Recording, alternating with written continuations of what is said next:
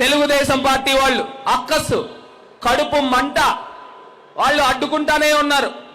నిన్న పాపం ఒక వాలంటీర్ చెల్లమ్మని ఏ రకంగా దూషించాడో ఈ యొక్క తెలుగుదేశం పార్టీ మాజీ ఎమ్మెల్సీ ఆదిరెడ్డి అప్పారావు ఆ యొక్క వీడియో ఉందా, ఆడియో ఉందా, ఆడియో రెడీనా? ఏ రకంగా దూషించాడో, ఎంత ఖండకావరమో, ఎంత బలుపో ఒకసారి చూద్దాం. ఆయన ఏ రకంగా ఆ వాలంటీర్ ని లైఫ్ థ్రెట్ చేశాడు, అతని పైన కేసులు కట్టాల ఆయన బెదిరించాడు. నేనేం చేయలేను, మా కార్యకర్తలను వదిలేస్తే నువ్వు ఏమైపోతావో తెలీదు అని బెదిరించాడు. ఒక్కసారి ఆ వీడియో ప్లే చేయండి, ఆన్ చేయమ్మా ఒకసారి. హలో, సైలెంట్ గా వినండి. ఎవరండి? అమ్మా ఎమ్మెల్సీ ఆదిరెడ్డి అప్పారావు గారు మాట్లాడతారంట, ఒకసారి చూడండి.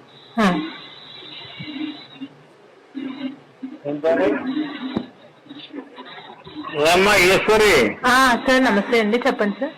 నేను మీ వాలంటీర్లు అందరూ ఇంకా మా మైండ్ సెట్ మారలేనట్టు ఉంటాయా? ఏంటి సార్? ఏది మీరు ఏంటి ఈ వైఎస్ఆర్ కి ఫేవర్ గా చేసేస్తా సిద్ధపడిపోతున్నారని పెద్ద అలజడి. సార్ అలా ఎందుకు చేస్తాం సార్? మా వర్క్ ఏంటో అది చేస్తాం కానీ అలా ఎందుకు చేస్తాం సార్? మీరు ఒకటి చెప్తాను చూడండి, మీరు కానీ వైఎస్ఆర్ కి ఓటు అయ్యపోతే మీ బెనిఫిట్లు పోతాయని ఎవ్వరు నోరు పెడిపినా అందరికీ చెప్తున్నాను నేను, ఊరుకోదేం లేదు. మారుతుంది, మారిన తర్వాత అలాంటి వాళ్ళు అందరినీ పట్టుబట్టేస్తాను, ఊరుకోను. నా కసి వేరు. మీరు అన్బయాసులుగా చెయ్యండి, తప్పులేదు, మీ పని మీరు. నేను ఎలాగా ఎలక్షన్లకు వేయరు, అయితే ఊరుకోము. తర్వాత ఈ లోకానికి కానీ మీరు ఏదో మాకు వ్యతిరేకంగా చేశారు అని అంటే గుర్తించుకుంటాను. మా కార్యకర్తలను నేను కంట్రోల్ చేయలేను, ఆ పరిస్థితి తెచ్చుకోకుండా. ఎవడో మీకు భర్తగాడు మీకు అవి చేసేస్తాను ఈ చేసేస్తానని ఏదో లెటర్ నేను అది చేస్తున్నానని ఎవరు చెప్పారు సార్ మీకు? నేను అలాగా ఎవరో చెప్పారులే, లేకపోతే నీ నెంబర్ నాకేం తెలుసు? ఎవరు చెప్పారు సార్? అది చెప్పండి సార్, నాకు తెలియాలి కదండి. మేమైతే మా వర్క్ అయితే కాదు సార్. అది కాదు అన్నప్పుడు మేము ఎందుకు చేస్తామండి? నేను పెన్షన్ ఇవ్వడం వరకు చెప్పేదిమ్మా, నాకు ఏదో ఇన్ఫర్మేషన్ వచ్చింది, అది it is right are not అనేది నేను అడిగాను. కాదంటే వెళ్ళండి కొట్టు, కానీ మాకు రుజువులు దొరికితే మాత్రం నాట్ బ్యాడ్. ఆ తర్వాత ఏం చెయ్యాలో చేస్తాను నేను, వదిలిపెట్టను, ఎవరిని వదిలిపెట్టను నేను. తీసుకోండి, ఓకేనా? ఓకే అండి, తప్పకుండా. మరి ఇలాంటి వ్యక్తిని, మన వాలంటీర్ చెల్లెమ్మని ఇలా బెదిరిస్తే అలాంటి వాడిని ఏం చేయాలండి? అలాంటి వాడిని ఏం చేయాలి? చెప్పు తీద్దామా? తీద్దామా? ఇవాళ నేను చెప్తా ఉన్నా, నా వాలంటీర్ అక్క చెల్లెమ్మల్ని, అన్న తమ్ముల్ని నేను నా సొంత తోబుట్టువుల్లా చూసుకుంటానని ఇవాళ ఈ వేదిక నుంచి మాట ఇస్తా ఉన్నా. ఏంటన్నా కార్యకర్తలను ఆపలేవా? ఇక్కడ ఎవరైనా గాజులు తొడుక్కొని కూర్చున్నారు అనుకున్నావా ఏంటి?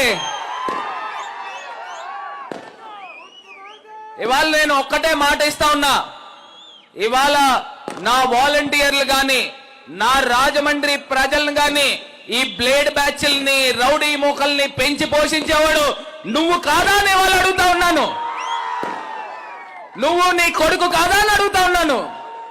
వడ్డీ వ్యాపారాలు చేస్తారు, రాజమండ్రిలో ప్రజల్ని పీక్కు తింటారు. వీళ్ళు ఇవాళ మాకు నీతులు చెప్తా ఉన్నారు.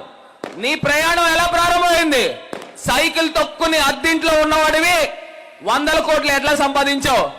రాజకీయాలను అడ్డు పెట్టుకుని సంపాదించలేదా? ప్రతిదీ చేసిన కార్యక్రమం ఏంటి? ఎక్కడికి వెళ్ళండి, వడ్డీ వ్యాపారస్తుడు మైండ్ సెట్ ఎలా ఉంటుందండి? ఎలా ఉంటుంది? నేను వడ్డీ వ్యాపారాలు చేయొద్దని నేను చెప్పట్లా, కాకపోతే వడ్డీ వ్యాపారం చేసేవాడు ఎమ్మెల్యేలుగా, ఎంపీలుగా కాకూడదని చెప్తా ఉన్నా. నీకు 10 లక్షలు ఇచ్చాడు అనుకోండి అప్పు, వడ్డీ వ్యాపారస్తుడు రోజు పొద్దున్నే దేవుడికి దండం పెట్టుకుంటాడు. ఏమని? వడ్డీ రావాలని కాదు, వడ్డీ కట్టకూడదని. వడ్డీ కట్టకూడదు, ఎందుకంటే మీ ఆస్తి ఒక 10 లక్షలు అప్పిస్తే 50 లక్షల రూపాయల ఆస్తిని తనఖా పెట్టుకుంటాడు. ఇవాళ ఊర్లో ఎక్కడికి వెళ్ళండి, ఆయనకి ప్రతి పేటలోనూ ఒక 100 గజాలు 150 గజాలు స్థలాలు ఉంటానే ఉన్నాయి. అవి ఎక్కడి నుంచి వచ్చినాయి? ఇలాగ మొత్తం అన్ని కూడా వడ్డీ వ్యాపారాలు చేసి సంపాదించినోడు. మరి అలాంటి వాళ్ళు ఇవాళ మనకి రాజకీయాల్లో ఎమ్మెల్యేలుగా అవసరమా అని అడుగుతా ఉన్నా. అవసరమా అడుగుతా ఉన్నా. నేను ఇవాళ ఒకే ఒక అంశం చెప్తున్నా. మీరు ఆశీర్వదించారు, జగనన్న ఆశీర్వదించాడు. దేవుడు దయతో ఇవాళ నేను ఎంపీగా అయ్యా. 3 సంవత్సరాలు కరోనాతో పోయింది. 2 సంవత్సరాల్లో రాజమండ్రి రూపురేఖలు మార్చామా లేదా అని అడుగుతా ఉన్నా. మార్చామా లేదా అని అడుగుతా ఉన్నా. మరి వీళ్ళ కుటుంబం నుంచి ఒక ఎమ్మెల్యే, ఒక మేయర్ అయ్యారు. మనం ఇచ్చిన ఎమ్మెల్సీ జగనన్న రెక్కల కష్టంతో ఆయన పార్టీ పెట్టుకుని మొట్టమొదటి ఎమ్మెల్సీ వస్తే ఆ ఎమ్మెల్సీని చంద్రబాబు నాయుడు దగ్గర తాకట్టు పెట్టి అక్కడ పార్టీలోకి దూకేశాడు. 16 సంవత్సరాలు పదవుల్లో ఉన్నారు. రాజమండ్రికి ఒక్కటంటే ఒకటి ఏదైనా పని చేశాడా అని అడుగుతా ఉన్నా. చేస్తే ఇలా చెప్పండి, లేకపోతే ఇలా చెప్పండి. చేయలే.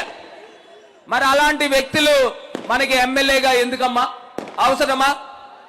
ఇవాళ రాజమండ్రి అభివృద్ధి కావాలా లేదా అని అడుగుతా ఉన్నా. కావాలా? అభివృద్ధి కావాలా? రాజమండ్రి శాంతి భద్రతలతో ఉండాలా లేదా? పీస్ఫుల్ గా ఉండాలా లేదా? ఉండాలా? ఇవాళ రాజమండ్రిలో అవ్వాతాతలకి, అక్క చెల్లెమ్మలకి సంక్షేమం కావాలా లేదా?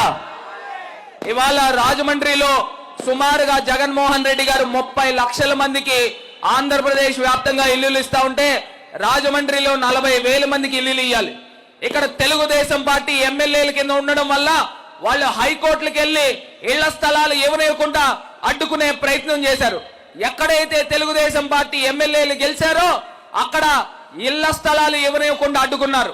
నేను జగనన్నను ఒకటే అడిగా, అన్నా మీరు నాకు ఒకే ఒక్క చిన్న సహాయం చేయాలి.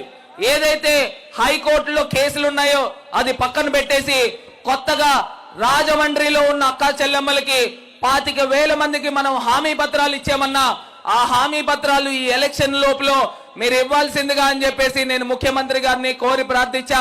ఆయన ఎలక్షన్స్ కి వెళ్లే లోపల భరత్ నీకు ఆ ఇళ్ల స్థలాలు ఇస్తానని చెప్పి మాట ఇచ్చారు.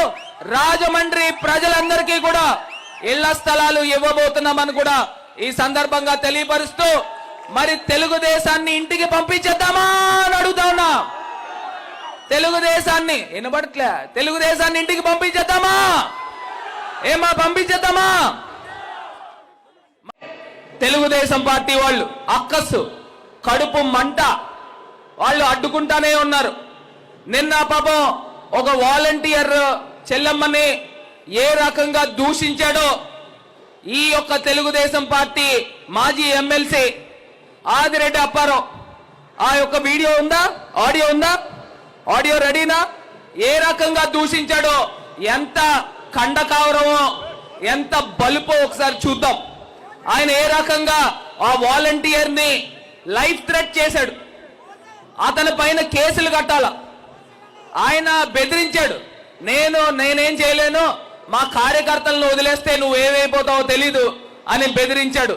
ఒక్కసారి ఆ వీడియో ప్లే చేయండి. ఆన్ చేయమ్మా ఒకసారి. హలో, సైలెంట్ గా వినండి. ఎవరండి? అమ్మాయి ఎమ్మెల్సీ ఆదిరెడ్డి అప్పారావు గారు మాట్లాడతారంట, ఒకసారి చూడండి.